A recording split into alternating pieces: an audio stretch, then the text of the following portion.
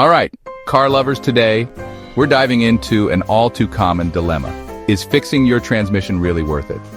Number 77, Auto Repair in Durham, North Carolina, asked me to break it down for you, so let's get started. First off, what exactly is your transmission? Think of it as your car's middleman, helping to transfer power from the engine to the wheel-shifting gears so you can drive smoothly. When your transmission starts acting up, you'll notice slipping gears, strange noises, or even your car refusing to move. These are all red flags, my friends. Now let's get to the big question. Should you repair it or replace it? Here's the scoop. Repairing your transmission can often be cheaper up front, but it depends on the extent of the damage. Minor issues like replacing a solenoid or fixing a leak might set you back between $150 and $500. Not too bad, right?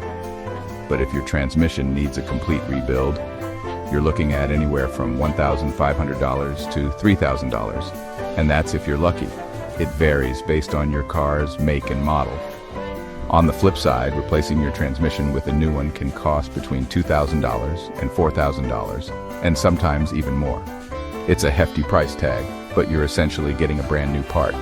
So which is worth it? Consider the age and value of your car. If your car is fairly new or in good condition, a repair might be the way to go.